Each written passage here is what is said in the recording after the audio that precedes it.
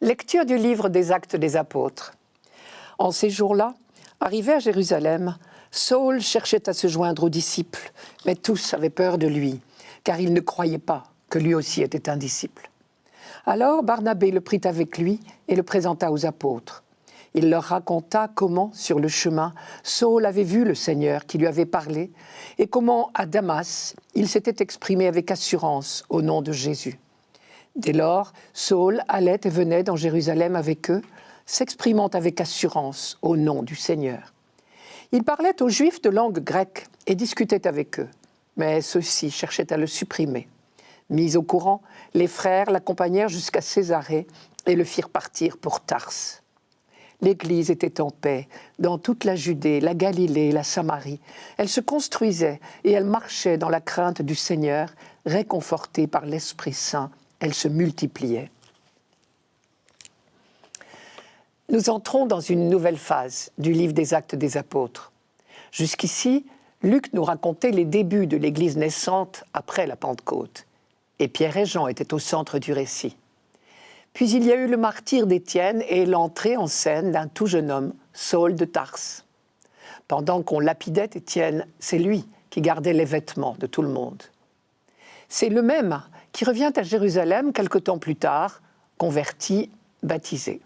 Évidemment, sa réputation de persécuteur le suit, car il ne s'est pas contenté d'approuver l'exécution d'Étienne. Pendant tout un temps, qu'on n'est pas prêt d'oublier, il a été l'ennemi public numéro 1 des chrétiens.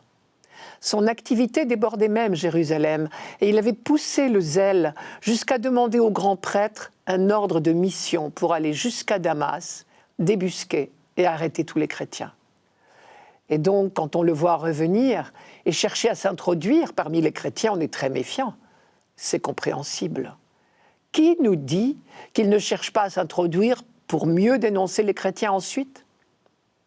Curieusement, c'est quelqu'un dont nous avons presque oublié le nom, Barnabé, qui a joué alors le rôle indispensable de garantie de la bonne volonté de Saül et qui lui a mis le pied à l'étrier.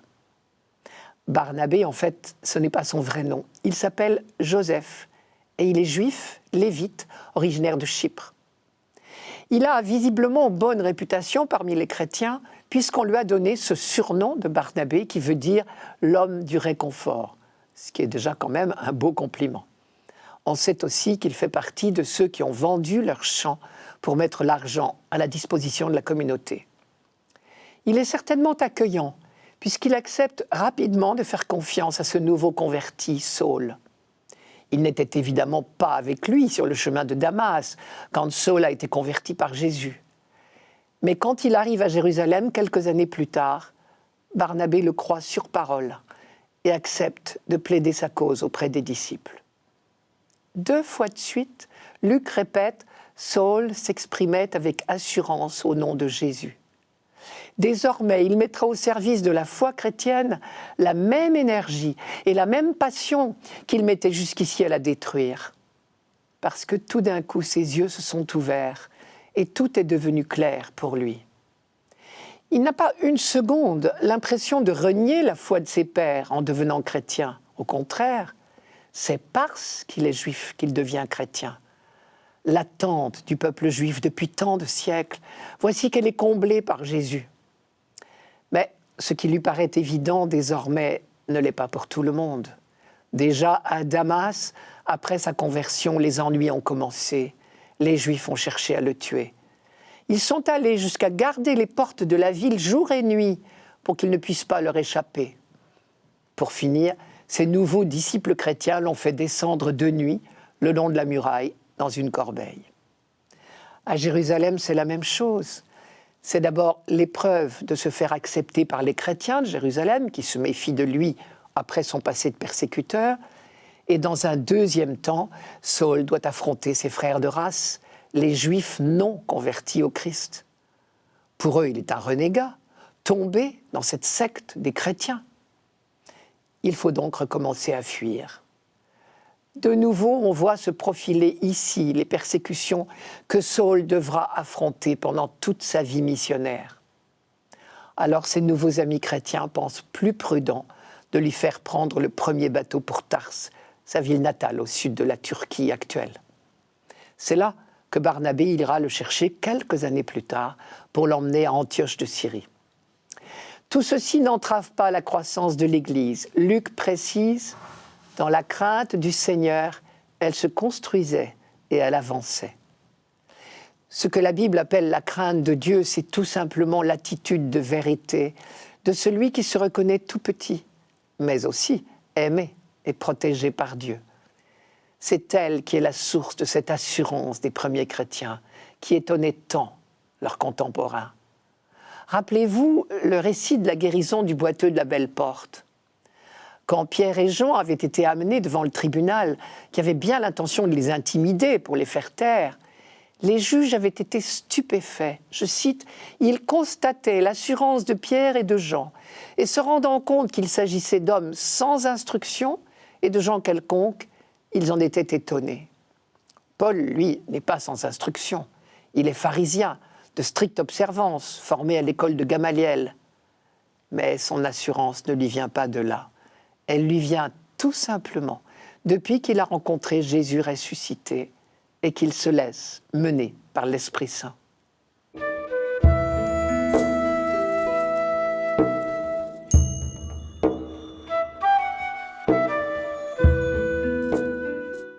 Psaume 21. Devant ceux qui te craignent, je tiendrai mes promesses. Les pauvres mangeront, ils seront rassasiés. Ils loueront le Seigneur, ceux qui le cherchent. À vous, toujours, la vie et la joie. La terre entière se souviendra et reviendra vers le Seigneur. Chaque famille de nations se prosternera devant lui. Oui, au Seigneur la royauté, le pouvoir sur les nations. Et moi, je vis pour lui, ma descendance le servira. On annoncera le Seigneur aux générations à venir, on proclamera sa justice au peuple qui va naître. Voilà son œuvre. À première vue, il est quand même curieux, ce psaume 21. Il se termine par ces versets lumineux, pleins d'actions de grâce, que nous lisons aujourd'hui. La terre entière se souviendra et reviendra vers le Seigneur. Et moi, je vis pour lui, ma descendance le servira. Mais c'est lui aussi qui commence par ce cri de détresse que nous connaissons bien. « Mon Dieu, pourquoi m'as-tu abandonné ?» C'est pour le moins disparate. Et pourtant, puisqu'il s'agit bien du même psaume, il faut rechercher où est son unité. Tout d'abord, il ne faut pas oublier que ce psaume, comme tous les autres, concerne le peuple tout entier.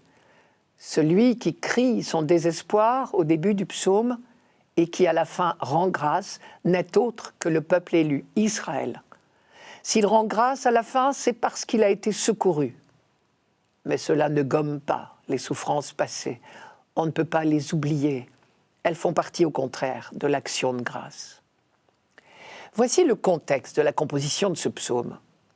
Nous sommes au retour de l'exil à Babylone.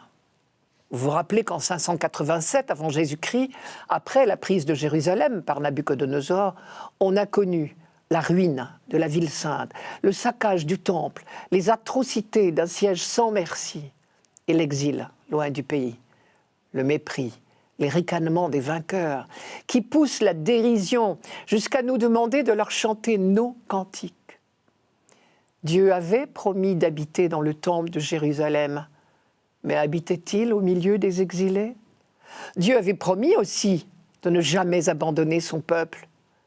Mais que restait-il de ces belles promesses ? Et pourtant, pour tenir le coup, il n'y avait pas d'autre solution que de se rappeler sans fin les promesses de Dieu et son action en faveur de son peuple depuis tant de siècles. Alors on a fait un vœu. Si nous en réchappons, quand nous serons de retour au pays, nous reconstruirons le temple de Jérusalem et nous irons en procession offrir un sacrifice.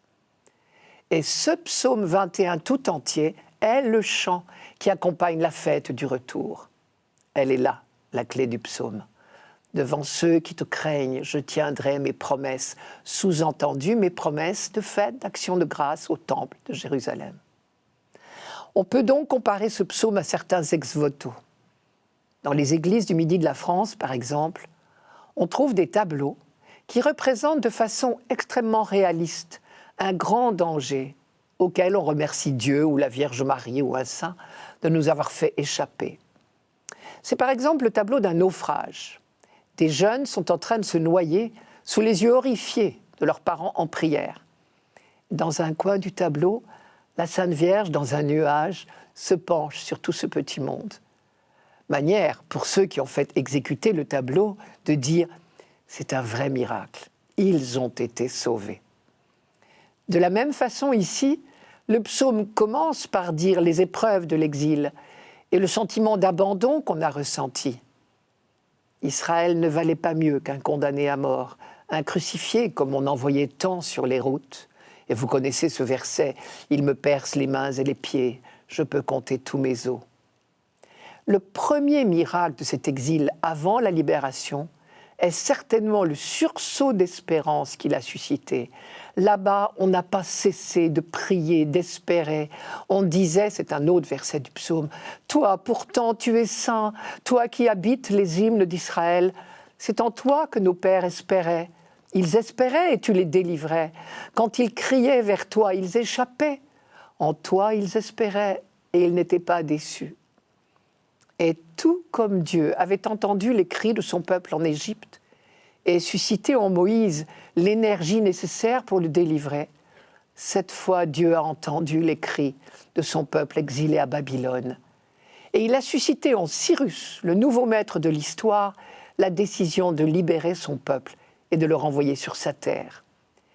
Et plus l'épreuve de l'exil a été ressentie durement, plus la joie du retour est grande.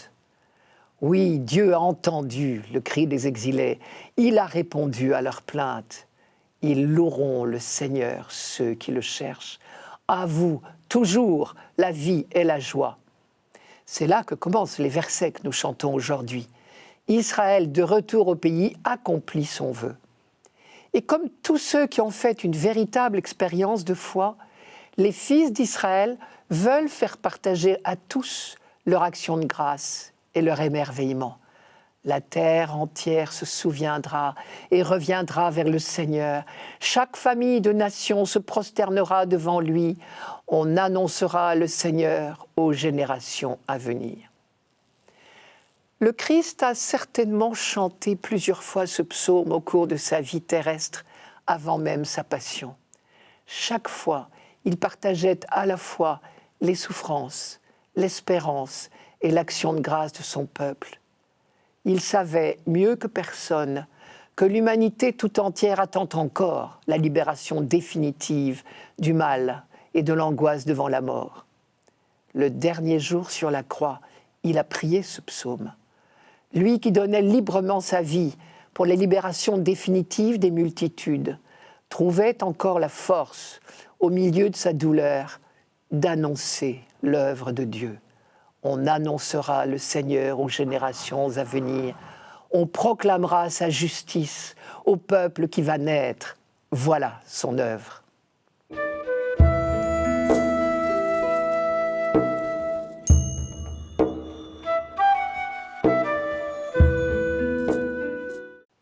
Lecture de la première lettre de Saint Jean. Petits enfants, n'aimons pas en parole ni par des discours, mais par des actes et en vérité. Voilà comment nous reconnaîtrons que nous appartenons à la vérité et devant Dieu nous apaiserons notre cœur. Car si notre cœur nous accuse, Dieu est plus grand que notre cœur et il connaît toutes choses. Bien-aimés, si notre cœur ne nous accuse pas, nous avons de l'assurance devant Dieu.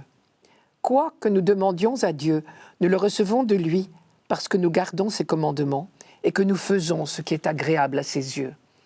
Or, voici son commandement, mettre notre foi dans le nom de son Fils Jésus-Christ et nous aimer les uns les autres comme il nous l'a commandé. Celui qui garde ses commandements demeure en Dieu et Dieu en lui. Et voilà comment nous reconnaissons qu'il demeure en nous, puisqu'il nous a donné part à son esprit. Premier étonnement devant ce texte, l'abondance des verbes croire, aimer, être fidèle, faire ce qui plaît à Dieu. Pour Jean, visiblement, la foi n'est pas de l'ordre de l'opinion, elle est d'abord une manière d'être. Cela fait irrésistiblement penser une parabole de Jésus. celle des 2 fils. Vous vous rappelez? Un homme avait 2 fils. S'avançant vers le premier, il lui dit « Mon enfant, va donc aujourd'hui travailler à la vigne. » Celui-ci lui répondit « Je ne veux pas. » Un peu plus tard, s'étant repenti, il y alla. S'avançant vers le second, le père lui dit la même chose. Celui-ci lui répondit « J'y vais. » Mais il n'y alla pas. Et Jésus pose la question « Lequel des 2 a fait la volonté de son père ?» Il n'est pas difficile, évidemment, de trouver la bonne réponse. C'est très clairement dans ce sens que Jean ici nous dit d'aimer, non pas avec des paroles et des discours, mais par des actes et en vérité. Puisqu'au verset d'avant, il a bien précisé « Si quelqu'un possède les biens de ce monde et voit son frère dans le besoin, et qu'il se ferme à toute compassion, comment l'amour de Dieu demeurerait-il en lui ?» Deuxième étonnement, tout compte fait, cette leçon-là était déjà celle de tout l'Ancien Testament. Les commandements donnés par Dieu à Moïse juxtaposaient l'amour de Dieu et l'amour des frères. Les prophètes, à leur tour, n'avaient rien dit d'autre. Michée, par exemple, « On t'a fait savoir, ô homme, ce qui est bien, ce que le Seigneur attend de toi, rien d'autre que d'aimer le droit, de pratiquer la justice et de marcher humblement avec ton Dieu. » Michée, chapitre 6, verset 8. Jésus n'a rien changé à ce message qui semble bien être le fond de la révélation faite à Israël. Le Dieu d'amour a créé l'homme à son image et à sa ressemblance, c'est-à-dire fait pour aimer. L'étonnant, c'est non seulement que nous avons bien du mal à pratiquer cette religion-là, mais plus gravement peut-être que nous avons bien du mal à l'admettre, tout simplement. À sa manière donc, Jean nous rappelle que le fond de notre foi consiste à aimer. En agissant ainsi, c'est-à-dire en aimant par des actes et non par des discours, nous reconnaîtrons que nous appartenons à la vérité, dit Jean. Elle est là l'unique vérité. Dieu est amour, c'est aussi une expression de Jean dans cette lettre, et les hommes sont faits pour aimer. Saint Jean ajoute que l'amour des autres est le meilleur moyen pour avoir le cœur en paix. Je cite, « Devant Dieu, nous apaiserons notre cœur, car si notre cœur nous accuse, Dieu est plus grand que notre cœur, et il connaît toutes choses. » Effectivement, celui qui consacre son temps à servir les autres est complètement décentré de lui-même. Il ne se laisse plus décourager par le spectacle de ses imperfections. Saint Jean a peut-être bien entendu cette parabole des 2 fils que nous relisions plus haut. Jésus l'avait conclue en disant à ses interlocuteurs « En vérité, je vous le déclare, collecteurs d'impôts et prostituées vous précèdent dans le royaume de Dieu. » Or, en disant cela, Jésus s'adressait à des gens très religieux, des gens dont on disait sûrement qu'ils avaient la foi, puisque Matthieu parle des grands prêtres et des anciens du peuple. On peut en déduire, une foi qui ne nous pousse pas à aimer n'est pas la foi au Dieu d'amour. Une foi qui ne nous pousse pas à faire vivre nos frères n'est pas la foi au Père des vivants, au Dieu des vivants. Chacun des évangélistes a répercuté à sa manière ce message central de la foi. Dans son évangile, Jean a été jusqu'à remplacer le récit de l'institution de l'Eucharistie par celui du lavement des pieds. « Vous m'appelez le Maître et le Seigneur, dit Jésus, et vous dites bien, car je le suis. Dès lors, si je vous ai lavé les pieds, moi, le Maître et le Seigneur, vous devez, vous aussi, vous laver les pieds les uns aux autres. Car c'est un exemple que je vous ai donné. Ce que j'ai fait pour vous, faites-le vous aussi. » Jean a retenu la leçon. Ce qu'il appelle le commandement de Dieu, c'est « lavez-vous les pieds mutuellement ». À ceci tous vous reconnaîtront pour mes disciples, à l'amour que vous aurez les uns pour les autres. On dira peut-être que c'est un objectif impossible d'aimer tout le monde. C'est sans doute ce que Jean veut dire quand il dit que notre cœur nous accuse. Notre cœur nous accuse de ne pas aimer assez. Et c'est vrai que nous mentirions si nous prétendions aimer tout le monde. Mais si on lit bien le texte, Dieu ne nous demande pas de ressentir de l'amour pour tout le monde. Il nous demande seulement d'agir. Lui fera le reste. Au fond, la foi qui nous est demandée, c'est de croire à son amour, à lui pour tous. Son amour a besoin de nos bras. Il nous suffit de miser sur son amour en faisant notre petit possible.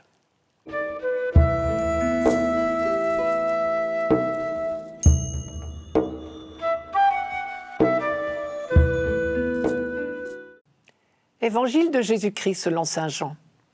En ce temps-là, Jésus disait à ses disciples, « Moi, je suis la vraie vigne, et mon Père est le vigneron. Tout sarment qui est en moi, mais qui ne porte pas de fruit, mon Père l'enlève. Tout sarment qui porte du fruit, il le purifie en le taillant, pour qu'il en porte davantage. Mais vous, déjà vous voici purifiés grâce à la parole que je vous ai dite. Demeurez en moi, comme moi en vous. De même que le sarment ne peut pas porter de fruits par lui-même s'il ne demeure pas sur la vigne, de même vous non plus, si vous ne demeurez pas en moi. Moi, je suis la vigne, et vous les sarments. Celui qui demeure en moi, et en qui je demeure, celui-là porte beaucoup de fruits. Car en dehors de moi, vous ne pouvez rien faire. Si quelqu'un ne demeure pas en moi, il est comme le sarment, jeté dehors, et il se dessèche. Les sarments secs, on les ramasse, on les jette au feu, et ils brûlent. Si vous demeurez en moi, et que mes paroles demeurent en vous, demandez tout ce que vous voulez, et cela se réalisera pour vous. Ce qui fait la gloire de mon Père, c'est que vous portiez beaucoup de fruits, et que vous soyez pour moi des disciples. » Jésus prend congé des siens. Nous sommes le dernier soir. Il a lavé les pieds de ses disciples, puis il leur a annoncé son départ imminent et l'envoi de l'Esprit. Curieusement, Jean ne raconte pas l'institution de l'Eucharistie. Mais voici que Jésus parle de vigne et de vin dans des termes qui parlent d'alliance. Si bien que ce texte pourrait bien être une véritable méditation eucharistique proposée par Jésus lui-même. Il ne faut pas oublier que dans l'Ancien Testament, la vigne, parce qu'elle demande beaucoup de soins, était une image privilégiée de l'alliance entre Dieu et Israël. Dieu étant bien sûr le propriétaire de la vigne et Israël le vignoble. Le prophète Isaïe en avait fait une sorte de parabole. Que je chante pour mon ami le chant du bien-aimé et de sa vigne. Mon bien-aimé avait une vigne sur un coteau plantureux. Il y retourna la terre, enleva les pierres et installa un plan de choix. Au milieu, il bâtit une tour et il creusa aussi un pressoir. La fidélité de Dieu était exprimée par la sollicitude du vigneron, une sollicitude qui peut confiner à la passion. Quant à l'attitude du peuple élu, tantôt docile, tantôt infidèle, elle était représentée par la qualité du raisin. Israël, vigne florissante, produisait du fruit à l'avenant, disait le prophète Osée. Mais il arrivait très fréquemment que les raisins soient mauvais, traduisait qu'Israël soit infidèle à l'alliance. Or, dès qu'on cesse de pratiquer les commandements, c'est toute la vie sociale qui est perturbée. Alors le vigneron se plaignait. La vigne du Seigneur, le Tout-Puissant, c'est la maison d'Israël. C'est Isaïe qui parle. Et les gens de Juda sont le plan qu'il chérissait. Il en attendait le droit, et c'est l'injustice. Il en attendait la justice, et il ne trouve que le cri des malheureux. Il en attendait de beaux raisins, il n'en dut que de mauvais. Et maintenant, habitants de Jérusalem et gens de Juda, soyez juges entre moi et ma vigne. Pouvais-je faire pour ma vigne plus que je n'ai fait? J'en attendais de beaux raisins. Pourquoi en a-t-elle produit de mauvais? C'est Isaïe au chapitre 5 toujours. Pourquoi cette dérive? Parce que bien souvent, ce sont les chefs du peuple qui l'ont entraîné au mal. Je vous donne l'explication de Jérémie. La foule des pasteurs a saccagé ma vigne, piétiné mon champ, fait de ce champ merveilleux un désert désolé. Jérémie chapitre 12. Mais le vigneron, quand il s'appelle Dieu, ne peut pas se résigner au désastre de sa vigne. Sous-entendu, traduisez à l'échec de l'alliance entre lui et Israël. Donc il annonce qu'un jour, la vigne donnera de bons fruits. C'est Isaïe qui parle encore. Ce jour-là, chantez la vigne délicieuse. Moi, le Seigneur, j'en suis le gardien. En tout temps, je l'arrose. De peur qu'on y fasse irruption, je la garde nuit et jour. Dans les temps à venir, Jacob poussera des racines. Israël fleurira et donnera des bourgeons. Il remplira le monde de ses fruits. C'est Isaïe toujours, mais au chapitre 27 cette fois. Et à plusieurs reprises, Isaïe, au nom de Dieu, avait annoncé une nouvelle alliance. Et c'est donc tout naturellement que Jésus, qui vient pour réaliser cette nouvelle alliance, en parle en reprenant l'image de la vigne. Il n'a même pas besoin de prononcer le mot alliance, tout le monde comprend.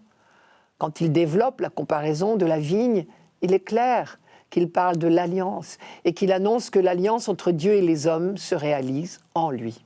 Je suis la vraie vigne et mon Père est le vigneron.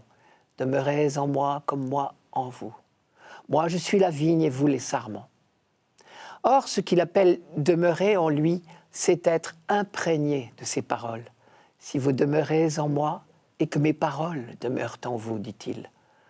Là encore, on retrouve un thème qui semble bien courir partout. Tout le problème de l'humanité est de méconnaître Dieu, de ne pas le considérer comme un père. Un peu plus tard, ce même soir, Jésus dira encore « Père juste, tandis que le monde ne t'a pas connu, je t'ai connu. » Quand le peuple d'Israël était infidèle à l'alliance, c'est parce qu'il méconnaissait Dieu et qu'il se laissait entraîner sur de fausses pistes, ce que l'Ancien Testament appelle l'idolâtrie. Jésus, au contraire, connaît le Père et donc vit en perpétuelle alliance. Et quand il dit « Déjà vous voici purifiés grâce à la parole que je vous ai dite », il veut dire que grâce à sa parole, nous connaissons enfin le Père tel qu'il est. Un Père qui nous invite tout simplement à entrer dans la fidélité de son Fils en restant fermement greffés sur lui.